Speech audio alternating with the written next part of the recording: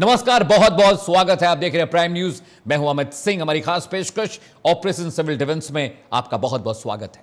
जी हां, गृह मंत्रालय ने सभी राज्यों और केंद्र शासित प्रदेशों को 7 मई को मॉक ड्रिल करने के निर्देश जारी किए हैं।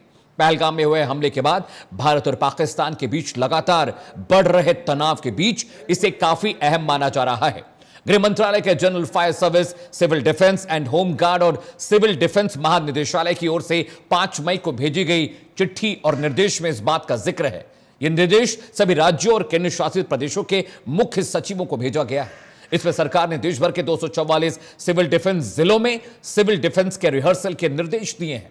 यह क्यों जरूरी है? इसलिए क्योंकि भारत और पाकिस्तान के बीच लगातार तनाव बढ़ता जा रहा है। ऐसे में अगर हमले का माहौल बनता है या हमला होता है तो देश के नागरिक खुद को सुरक्षित कैसे रखेंगे? ये मॉक ड्रिल इसलिए की जा रही है कि हवाई हमला तो कैसे बचेंगे, हवाई हमला हुआ तो बंकर्स तक कैसे पहुंचेंगे, हवाई हमला हुआ तो रिहायशी इलाकों को कैसे बचाया जाएगा, और अगर हवाई हमला हुआ तो जंग के दौरान किस तरह की एसओपीज हमें फॉलो करनी है, यह सब कुछ ये मॉक ड्रिल बताया जाएगा। और इस रिपोर्ट के जरिए समझिए कि कैसे पूरे देश भर में 7 मई को मॉक ड्रिल होने जा रही है। जम्मू कश्मीर के पहलगाम में 22 अप्रैल को हुए आतंकी हमले के बाद से भारत पाकिस्तान के बीच तनाव बढ़ता जा रहा है। दोनों ओर से जंग की आशंका जाहिर की जा रही है। इस बीच केंद्रीय गृह मंत्रालय ने कई राज्यों को 7 मई को मॉक ड्रिल के निर्देश दिए हैं। ऐसा इसलिए क्योंकि अगर कोई इमरजेंसी आए तो अपने देश के नागरिकों को बचाया जा सके। अगर हवाई हमला हो तो क्या करें, ब्लैकआउट होने पर क्या करें और किस तरीके से अपनी सुरक्षा को इंश्योर किया जाए। नागरिकों की सुरक्षा को इंश्योर करने और लोगों को जागरूक करने के लिए यह मॉक ड्रिल की जा रही है। सबसे पहले समझिए सिविल डिफेंस मॉक ड्रिल होती क्या है। सिविल डिफेंस मॉक ड्रिल महज एक एक्सरसाइज भर नहीं, यह नागरिकों को सुरक्षित रखने का तरीका बताती है। कैसे एक नागरिक मुश्किल हालात में अपना ही नहीं दूसरों का भी मददगार बन सकता है। जंग या फिर आपदा जैसे माहौल से निपटने के लिए यह ड्रिल कैसे अहम रोल निभा सकती है। यह एक जरूरी एक्सरसाइज है जिसे सभी को गंभीरता से लेना चाहिए। कल 7 मई को जो एयर रेड्स होती हैं, किसी पोटेंशियल एयर रेड से बचने के लिए मॉक ड्रिल कराई जाएगी। इस मॉक ड्रिल के अंदर जो एयर सायरन्स होते हैं वो एयर सायरन्स बजाए जाएंगे तथा उसके बाद में जो जनरल पब्लिक है, आम जनता को ये बताया जाएगा, एजुकेट किया जाएगा कि एयर सायरन बजने के ऊपर क्या अपने को करना है। बेसिकली जब एयर सायरन बजते हैं तो अपने को एक एयर रेड की आशंका होती है। एयर रेड के अंदर यदि कोई बॉम्ब फटता है कहीं पे तो किसी प्रकार की डेब्रीज और स्प्लिंटर्स जो होते हैं वो जाते हैं। तो अपने को क्या है कि यथासंभव जो कोई खुला स्थान हो जहाँ पे कम से कम कोई डेब्रीज आए करे उसमें अपने को जाना होता है। तो यहाँ अपने जो सिविल डिफेंस के वॉलंटियर्स भी हैं, 400 वॉलंटियर्स, इनको भी आज जो है सारी की सारी अपनी जो कॉलोनीज हैं, बस्तियां हैं, उन सब के अंदर भेजा जाएगा तथा वहां से जो है लोगों को एजुकेट कर सकेंगे कि जब एयर सायरन बजेंगे तो उस समय किस प्रकार की कार्रवाई करनी है। सिविल डिफेंस मॉक ड्रिल ऐसा अभ्यास है जो लोगों को किसी भी इमरजेंसी से निपटने के लिए तैयार करता है। इससे लोगों की जान बचाई जा सकती है। एक्सपर्ट्स की माने तो कई यूरोपीय देशों में इस तरह के मॉक ड्रिल होते हैं। जहां भी युद्ध जैसे हालात बनते हैं वहां की सरकार नागरिकों को खुद को बचाने के तरीके सिखाती है। ये तो अभी ड्रिल कर, ये तो स्थानीय स्तर पर इन चीजों को इस संबंध में विस्तृत निर्देश शासन से और मुख्यालय से जारी किया जाएगा। तो समय के बारे में वो स्थानीय लोग इसको तय कर सकते हैं, या अगर कोई भारत सरकार से कोई केंद्रीय अगर सेंट्रलाइज कोई शासन के आदेश आते हैं भारत सरकार या शासन, अदरवाइज अभी तक विकल्प किया जाना है और इससे पहले पंजाब के फिरोजपुर छावनी बोर्ड ने ब्लैकआउट होने के हालात में क्या क्या करना चाहिए और कैसे, इसे लेकर रविवार रात 30 मिनट का रिहर्सल किया। यह रिहर्सल रविवार रात 9 बजे से 9:30 बजे तक कैंट एरिया में किया गया। इसका मकसद यही था कि युद्ध जैसे आपातकालीन खतरे को देखते हुए ब्लैकआउट होने पर नागरिकों को क्या क्या करना चाहिए। सिविल डिफेंस मॉक ड्रिल के दौरान राज्यों को हमला होने की स्थिति में इन 5 पॉइंट्स पर फोकस करने के लिए कहा गया है। पॉइंट नंबर 1, हवाई हमले के वक्त चेतावनी देने वाले सायरन बजाना। नागरिकों को अपनी सुरक्षा के लिए सुरक्षा पहलुओं पर ट्रेनिंग देना। पॉइंट नंबर 3, अटैक के वक्त तत्काल ब्लैकआउट करने की व्यवस्था करना। पॉइंट नंबर 4, अहम दफ्तर, फैक्ट्रीज और डिफेंस से जुड़े दफ्तर छिपाने की व्यवस्था करना।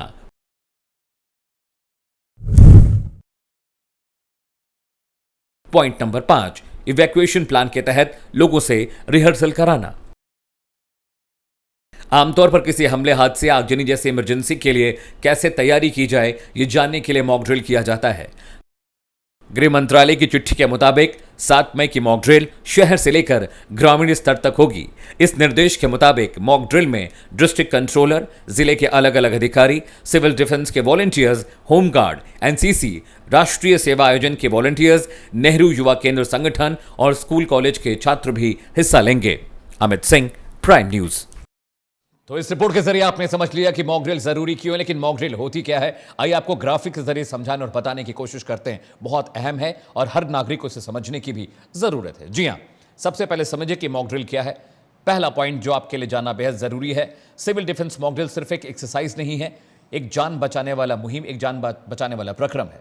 और दूसरा पॉइंट आपको बताते हैं किस तरह से जो सिविल डिफेंस मॉक ड्रिल हो रही है वो क्यों जरूरी है। नागरिकों को सुरक्षित रखने का एक तरीका बताती है ताकि हर कोई खुद को सुरक्षित रख सके जब जंग के हालात बन रहे हों तब, क्योंकि देश भर में इसे कराया जा रहा है। जी हां, अगला पॉइंट समझिए, कैसे एक नागरिक मुश्किल हालात में दूसरों की मदद कर सकता है। यह भी इस मॉक ड्रिल के पीछे का मकसद है, यानी आप खुद को भी बचाइए और अपने साथी को भी कैसे बचा सकते हैं। अगला पॉइंट जो है, आपदा जैसे हालात से निकालने में यह ड्रिल बहुत अहम है। अगर कोई हालात खराब होते हैं, जंग के हालात बनते हैं या किसी तरह की इमरजेंसी है, तो ये ड्रिल आपको आपकी जान बचाने में मदद करेगी। ये जरूर एक्सरसाइज है जिसे सभी को गंभीरता से लेना चाहिए। अमूमन मॉक ड्रिल को लोग गंभीरता से नहीं लेते, लेकिन इस वक्त हालात बहुत गंभीर हैं। इसे एकदम गंभीरता से लीजिए ताकि खुद की जान बचाने के साथ साथ दूसरों को महफूज कर सकें। सिविल डिफेंस मॉक ड्रिल सिर्फ एक एक्सरसाइज नहीं है, ये पॉइंटर हम आपको बता चुके हैं। तो अगले ग्राफिक की ओर बढ़ते हैं कि आखिर वो कौन कौन से पॉइंट्स हैं जो सरकार फोकस करेगी। हवाई हमले के वक्त चेतावनी देने वाले सायरन बजाना ताकि आपको पता चल सके कि अब ये वक्त आ गया है जो आपको ड्रिल को फॉलो करना है। पॉइंट नंबर 2 बहुत अहम हो जाता है, कैसे आपको पता चलेगा कि कब क्या करना है। नागरिकों को अपनी सुरक्षा के लिए सुरक्षा पहलुओं को ट्रेनिंग दी जाती है कि बंकर्स में कैसे छिपना है, बेसमेंट में कैसे भागना है, हवाई हमले में खुद को बचाना कैसे। पॉइंट नंबर 3 बहुत अहम, बहुत जरूरी है, अटैक के वक्त तत्काल ब्लैकआउट करने की व्यवस्था है। अंधेरा करने के बाद हवाई हमलों से बचा जा सकता है। फाइटर जेट्स को आसमान से फिर वो इलाके दिखाई नहीं देते जिन पर हमला नहीं हो पाता है। पॉइंट नंबर 4, अहम दफ्तर, फैक्ट्रीज, डिफेंस से जुड़े दफ्तर को छिपाने की व्यवस्था करना बहुत जरूरी है, क्योंकि सबसे पहले हवाई हमलों में इन्हीं इलाकों को निशाना बनाया जाता है, क्योंकि इकोनॉमी की मजबूत रीढ़ होते हैं ये इलाके। 5वां पॉइंट बहुत अहम है, इवैक्यूएशन प्लान के तहत लोगों से रिहर्सल कराना। देखिए, इवैक्यूएशन ये 3 तरह के वर्ड होते हैं जब इमरजेंसी होती है, और ये बहुत इंपॉर्टेंट पॉइंट है। चलिए, आपने ये समझ लिया। अब गेस्ट का रुख करते हैं। वेद भूषण शर्मा मेरे साथ हैं, पूर्व एसीपी दिल्ली पुलिस के। वेद सर, बहुत बहुत स्वागत है और बहुत दिनों के बाद आपसे आज मुलाकात हो रही है और बहुत अहम डिस्कशन हम करने जा रहे हैं। सर, आपको मेरी आवाज आ रही है वेद सर? जी जी बिल्कुल आ रही है अमित जी। कैसे हैं सर? बिल्कुल सर, ऑल वेल है। वेद सर, मेरा पहला सवाल यही था, क्योंकि 71 की जंग के बाद ये पहला अब मौका है जब हम मॉक ड्रिल कर रहे हैं इतने बड़े पैमाने पर। जरा मुझे बताइए कि ये मॉक ड्रिल कितनी इंपॉर्टेंट है हर नागरिक के लिए और क्यों जरूरी है। वेद सर, देखिए 71 के बाद में ये बहुत बड़ा मॉक ड्रिल हो रहा है, क्योंकि ऐसे हालात बन चुके हैं जी कि जंग हो सकती है। तो उससे पहले हम लोग क्या तैयारी करें, क्या डूज और क्या डोंट डूज हों आम आदमी के लिए, क्योंकि हमारे फौज है वो सीमा पर लड़ेगी, परंतु जो नागरिक है उनकी भी उतनी ही अहम जिम्मेदारी है कि किस तरह से दूसरे नागरिकों की सुरक्षा करें, अपनी सुरक्षा सुनिश्चित करें। जितने भी हमारे इंपॉर्टेंट इंस्टॉलेशंस है, प्लांट्स है, एयरफोर्स स्टेशंस है, आर्मी के जो कैंट्स हैं, जैसे दिल्ली कैंट है, दिल्ली के अंदर, गाजियाबाद के अंदर एयरपोर्ट है, इंडियन एयरपोर्ट है, अंबाला के अंदर है, तो किस तरह से उनको हम प्रोटेक्शन दें। तो इसमें प्रत्येक नागरिक की जिम्मेदारी है, मेरी आपकी भी जिम्मेदारी है, सोशल मीडिया की जिम्मेदारी है। कोई किसी तरह का पैनिक ना फैलाए, लोगों को अवेयर कैसे करें, सोशल मीडिया पर वो कंटेंट डाले जाएं जिससे कि पैनिक ना फैले और लोग जानकारी मिले। क्योंकि 71 के समय शायद हो सकता है आप पैदा भी ना हुए, मैं बहुत छोटा रहूंगा, परंतु मैंने देखा कि किस तरह से माहौल बनता है जब जहाज उड़ते हैं, दुश्मन के जहाज आते हैं, किस तरह से बंकर्स बनाए जाते हैं कॉलोनीज के अंदर, किस तरह से, क्योंकि दुनिया आज उग्रवाद से जूझ रही है। तो ऐसे हालात में यदि जंग हो जाए तो और भी खतरनाक स्थिति होती है। ये तो एक वो एक्सरसाइज है जो पूरी तैयारी के साथ कर रहे हैं। आने वाले समय में हो सकता है रैंडम एक्सरसाइज हो और रियल टाइम एक्सरसाइज हो, वो हमारे लिए एक बहुत बड़ा चैलेंज होगी जी। कि किस तरह से हम तमाम रेजिडेंट वेलफेयर एसोसिएशन है, मार्केट एसोसिएशन है, तमाम तरह के जैसे दिल्ली पुलिस महासंघ है, हम लोगों का रिटायर्ड पुलिस ऑफिसर है, वो कैसे मदद करें, जो रिटायर्ड फौजी इस दिल्ली में पूरे हिंदुस्तान में रहते हैं, कैसे लोगों को हिम्मत दें, बधाएं कि कैसे उनको इस्तेमाल करना है। इवन बैंक की भी जिम्मेदारी है। इस समय में बहुत ज्यादा पैनिक होता है, लोग ज्यादा बैंकों कैश निकालने के लिए भागते हैं। उसी तरह मार्केट के अंदर होर्डिंग शुरू हो जाती है, लोग ज्यादा से ज्यादा शॉपिंग करनी शुरू करते हैं कि खाने की कमी ना पड़ जाए। तो तमाम एक प्रिपेयर्डनेस है, एक तैयारी की तरफ हम जा रहे हैं। इसके अंदर जो पुलिस है, सिविल डिफेंस है, डिजास्टर मैनेजमेंट है, होम गार्ड्स है, सबकी जिम्मेदारी है कि वो तमाम पब्लिक को साथ लेकर चलें, क्योंकि ये एक बहुत बड़ी एक्सरसाइज है और हमारी जिम्मेदारी है कि तमाम जो नागरिक हैं उनको कैसे हम ज्यादा से ज्यादा सुरक्षा प्रदान की जाए। क्योंकि उसके लिए जिस तरह से क्रैश ब्लैकआउट किए जाते हैं, तो उसके लिए भी तमाम व्यवस्थाएं की जाए कि ऐसा ना हो कि बिजली ही ना हो तो लोग मोमबत्ती का इस्तेमाल करें, कैसे मोमबत्ती रखें कि जिस दुश्मन को दिखाई ना दे और हर जगह अंधेरा ही अंधेरा हो। तो इसलिए जो तमाम इसके जो स्टेक होल्डर्स हैं उनकी एक कल हम परीक्षा कर रहे हैं कि हम कितने तैयार हैं इन तमाम चीजों के लिए। क्या हम जो दुश्मन जब हमारे ऊपर आक्रमण करेगा तो क्या हम पूरी तरह तैयार हैं, क्या हम मुस्तैदी के साथ में अपने नागरिकों को सुरक्षित कर पाएंगे। जिस तरह से रेडियो है, टेलीविजन है, तमाम जो हॉटलाइन और कम्युनिकेशन के जो साधन है वो मुस्तैदी से काम करते रहे, जिससे कि पैनिक का माहौल ना फैले। क्योंकि आज आर्टिफिशियल इंटेलिजेंस का समय है, डिजिटल का समय है, तो तमाम चीजें बदल रही है बहुत तेजी से, तो तमाम लोगों को मैसेज पहुंचाना भी बहुत जरूरी है। और इसमें आपका जो रोल है वो सबसे इंपॉर्टेंट है, मीडिया का रोल उसमें सबसे इंपॉर्टेंट है कि लोगों तक बताया जाए कि पैनिक में ना आए, सरकारी आदेशों को ध्यान से देखें, सुने। क्योंकि ऐसे टाइम में बहुत से मिसक्रिएंट होते हैं जो गलत तरह की सूचनाएं देते हैं, लोगों को भड़काते हैं। क्योंकि बहुत सारे ऐसे लोग होते हैं जो इस तरह के समय के इंतजार करते हैं कि कैसे अंदरूनी जो घात पहुंचाया जाए। जो हमारे जो छिपे हुए सपोले हैं, सांप हैं, वो भी ऐसे टाइम पर अपनी कोशिश करते हैं कि विपरीत परिस्थितियों के अंदर कैसे ज्यादा से ज्यादा एक्सप्लॉइट किया जाए। तो इसके लिए अवेयरनेस जरूरी है, जिसके लिए मैं और आज आप डिबेट कर रहे हैं। तो जो आपके श्रोता हैं उनको तमाम इन चीजों का ध्यान रखना होगा। जिस तरह से आप टेम्परेरी तौर पर जो आपके एंटरटेनमेंट है थोड़ी देर के लिए आप उसको कर्टेल कर सकते हैं, रोक सकते हैं। ऐसी चीजों से दूर रहें कि कहीं कोई इसका एक गलत मैसेज ना जाए। जो पाकिस्तान के अंदर बहुत सारे जो वर्ग है वो चाहता है कि इस तरह की चीजें निकल कर आए, पूरी दुनिया के ऊपर, हमारे कैनवस के ऊपर हमारा मजाक उड़ाया जाए। राजनीतिक लोगों का उद्देश्य हो सकता है, परंतु मेरा आपका एक आम आदमी की जरूरत है कि किस तरह से हम एक अच्छा मैसेज दें, सरकार के साथ खड़े रहें, अपनी फौजों के साथ खड़े रहें। बिल्कुल वेद सर, एक हमारे मतभेद माफी चाहता हूं मैं आपको बीच में रोका। एक मैंने एक सप्लीमेंट्री क्वेश्चन था वेद सर, जैसा कि आप बता रहे कि एआई और तमाम चीजों का एक मिश्रण होगा कल का जो ये मॉक ड्रिल हो रहा है। मैं ये समझना चाह रहा था वेद सर, क्योंकि बॉर्डर वाले जो इलाके हैं वहां पर अगर पाकिस्तान की ओर से एयरफोर्स दाखिल होती है पाकिस्तान की, तो बहुत कम वक्त मिलता है हाइड आउट्स में जाने का, बंकर्स में जाने का। तो पहला तो ये, दूसरा क्या देश के हर इलाके में रेड सायरन लगा दिए गए हैं कल की मॉक ड्रिल के लिए? क्या ये तैयारी पूरी कर ली गई है कि अगर जंग के हालात बनते हैं तो सायरन क्या हैं अवेलेबल अलग अलग इलाकों में देश के? देखिए, सायरन इंस्टॉल करना एक बहुत बड़ा इशू नहीं है जी। बहुत सारा हमारा जो टेक्निकल जो हमारे पास इक्विपमेंट है, हमारे जो पैराफर्नेलिया है, वो सिविल डिफेंस डिपार्टमेंट अपने पास हमेशा तैयार रखता है कि कभी ऐसे समय में आपदा आई तो कैसे उन सायरन्स का हम इस्तेमाल करेंगे, लाउड हेलर्स का कैसे इस्तेमाल करेंगे, कैसे कम्युनिकेट करेंगे। बाय द वे सारे सिस्टम कट ऑफ हो गया, आपका सोशल मीडिया भी, टेलीविजन भी खत्म हो गया, तो कैसे लोगों को अपनी बात तक पहुंचाएंगे? उसके लिए तमाम तरह की तैयारियां की जाती हैं। उसको हम कल केवल चेक कर रहे हैं, क्रॉस चेक करने जा रहे हैं। तैयारी हमारी पूरी है, केवल हम अपने आप को खुद से अपने आप को चेक करना चाहते हैं कि क्या रियल टाइम में हम इस तरह की चीजों को प्रॉपर तरीके से इंप्लीमेंट कर पाएगी सरकार, या हम लोग मिलकर कर पाएंगे।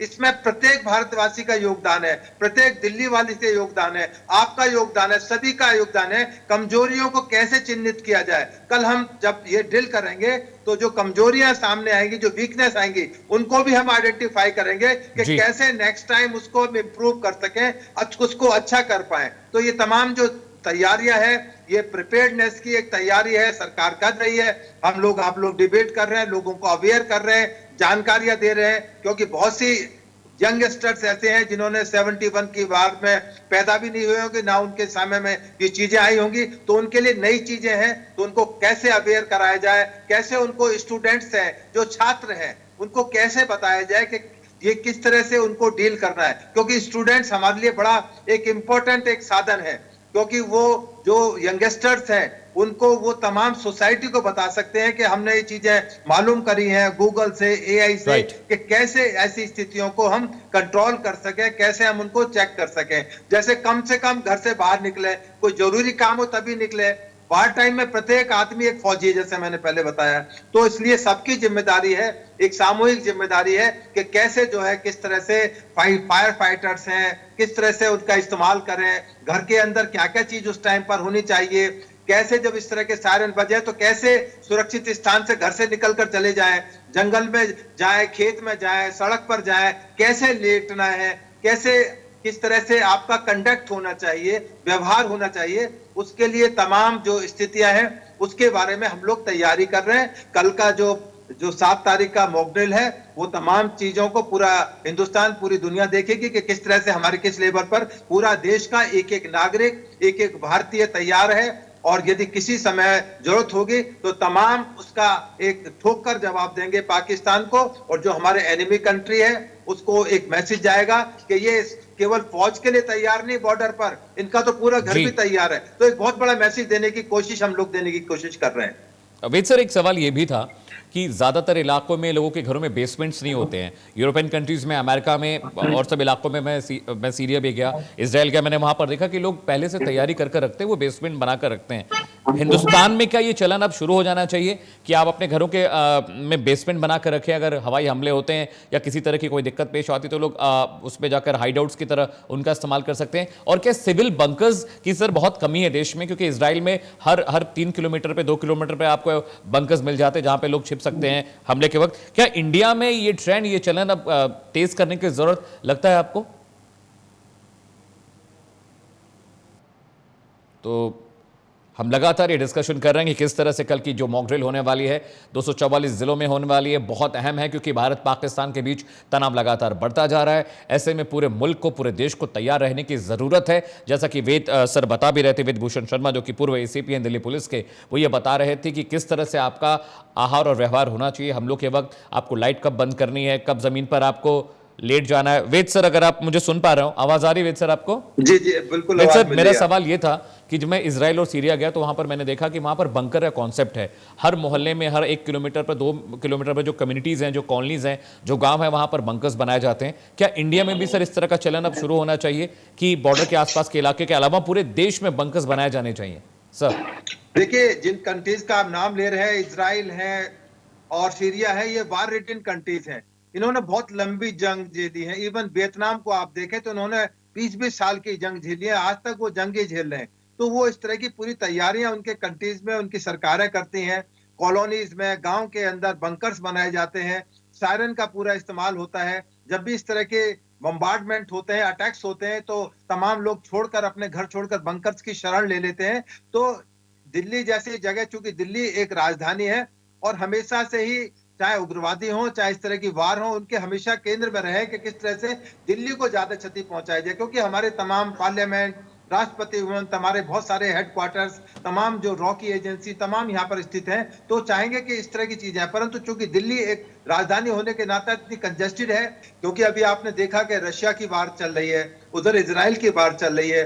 आर्टिफिशियल इंटेलिजेंस की मदद से वो तमाम उनके जो एयरफोर्स के हवाई जहाज हैं, किस तरह से अपने आइडेंटिफाई करते हैं लोकेशंस के। तो हालांकि एक कोशिश की है कि हम लोग जो है पुराने ट्रेडिशनल तरीकों को और नए जो मॉडर्न तरीके हैं उनको मिक्सचर करके एक नया तरीका इजाद करें। तो कल के मॉक ड्रिल में हम यही असेसमेंट करेंगे कि जो नए जो सिस्टम्स आ गए हैं, तमाम रेडार्स आ गए हैं, तमाम चीजें आ गई हैं, बिल्कुल एक नई तरह की एक जनरेशंस के हम अंदर वार कर रहे हैं। तो किस तरह से हम अपने आप को, अपनी जनता को, अपने देश को, अपनी तमाम इंस्टॉलेशंस को कैसे हम प्रोटेक्ट कर पाए, ये बहुत बड़ा चैलेंज है, छोटा चैलेंज नहीं है। क्योंकि जो अब जो वार के तरीके हैं बिल्कुल बदल चुके हैं। बिल्कुल जो पुराने जो तरीके थे उनसे हम अलग हटकर जा रहे हैं, तो उसी हिसाब से हमें प्रिपेयर्डनेस करनी होगी, जिसका असेसमेंट हम लोग करेंगे। तमाम जितने हमारी गवर्नमेंट की एजेंसीज हैं, चाहे पुलिस है, चाहे सिविल डिफेंस है, चाहे मिनिस्ट्री है, मिनिस्ट्री ऑफ डिफेंस है, तो इस तरह की तमाम जो है उस पर असेसमेंट करेंगे, कैलकुलेट करेंगे कि क्या और कमी है जिसको हम पूरा कर सकें, और जो आज के आधुनिक वार के समय में कैसे हम उसको ज्यादा प्रासंगिक बना पाए, यही हमारी कोशिश होगी, यही हमारी टॉप प्रायोरिटी है कि किस तरह से हम अपने बॉर्डर्स को भी सिक्योर करें और अपनी जनता को भी सिक्योर करें। तो कल का समय बड़ा अहम समय है। हमारे एयरपोर्ट्स है, रेलवे स्टेशन है और तमाम ऐसे वल्नरेबल एरियाज हैं, कैसे हम उनको प्रोटेक्ट कर सकें जिससे अफरा तफरी का माहौल ना फैले, एक पैनिक ना फैले, एक अच्छा मैसेज हम जी आम आदमी को दे सकें कि हाँ आप सुरक्षित हैं, भारत सरकार आपके साथ है, हर एक हिंदुस्तानी आपके साथ है, हम सब इकट्ठे मिलकर रहेंगे, तभी हम इस जंग को जीत सकते हैं। चाहे वो कल की मॉक ड्रिल की एक्सरसाइज है, चाहे बॉर्डर पर जो हमारे वार लड़ी जा रही है, हम सब मिलकर रहेंगे, तभी हमारी जीत होगी, हिंदुस्तान की जीत होगी। और हमारी जीत हमेशा हुई है, हमने दोनों वार्स के अंदर पाकिस्तान को बुरी बिल्कुल वाजिब बात आप कह रहे हैं वेद सर। माफी चाहता हूं, वक्त की थोड़ी सी कमी नहीं तो मैं और आपको वक्त देता बात करने के लिए। आपने बहुत इंपॉर्टेंट और जरूरी चीजें बताई हैं। यहां रुक रहे छोटे से ब्रेक के लिए, लेकिन ब्रेक के बाद भी प्राइम न्यूज पर खबरों का सिलसिला लगातार जारी है।